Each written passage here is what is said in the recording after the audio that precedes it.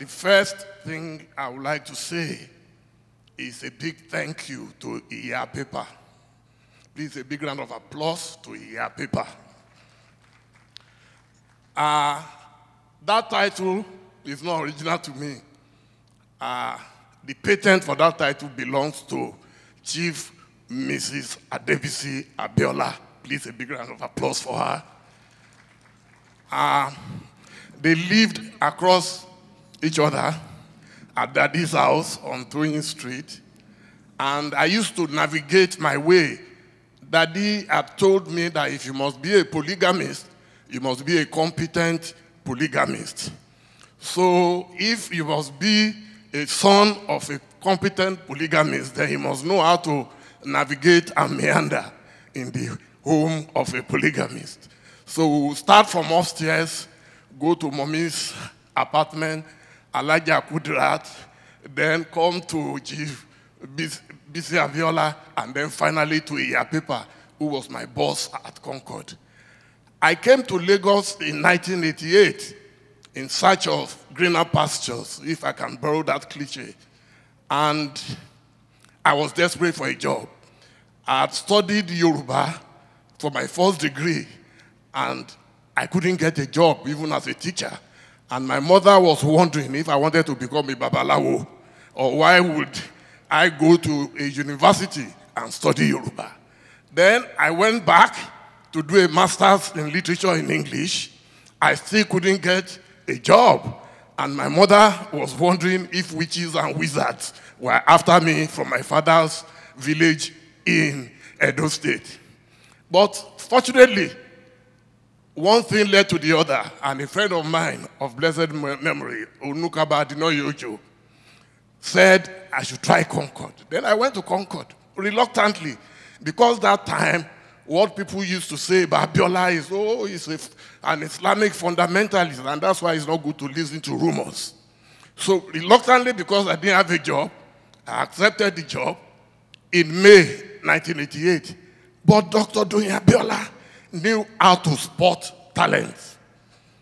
By the time I started in May, in February, I got a call from Mr. Makawoyinfa that I was being transferred to a weekend paper. I said, me, a scholar? I'm almost doing a PhD. They said, yes. They said, Dr.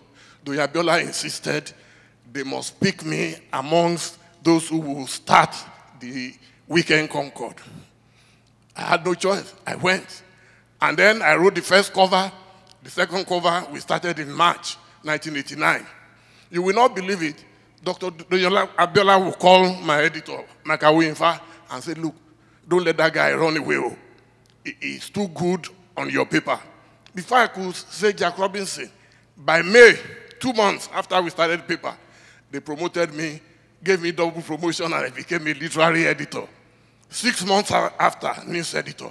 Unfortunately, you know, when you write so fast, you also reach your dead end so quickly. So we had Makawoyinfa as editor. We had Dingba Igwe of blessed memory as deputy. As news editor, I was now number 3. There was nowhere else for me to go because my editor told me, unless you kill us, you are going nowhere.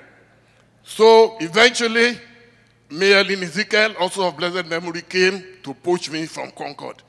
I couldn't tell my chairman, Chief Abiola. So I went to Dr. Abiola and I said, Mommy, I want to leave Concord. He said, why?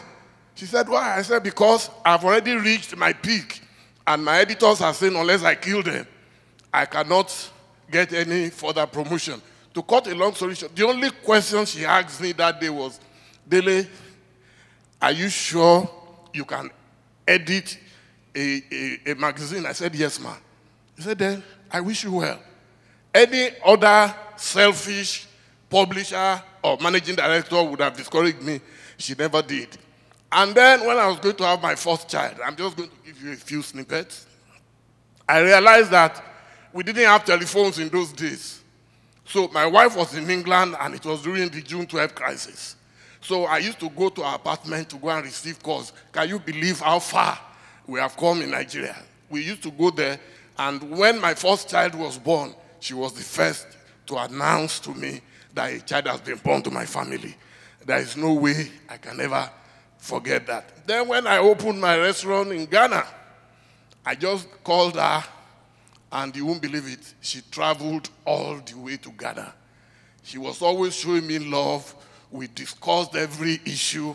When Daddy was in detention, the first time that she received a note from Daddy from prison, she called me and said, Daddy said I should come to Gashua prison disguised to come and see him. Unfortunately, on my way to Gashua, I was told they've moved him, and I never saw Daddy again. So Mommy was totally committed to her husband and to Nigeria. Her role in June 12 has not been properly documented.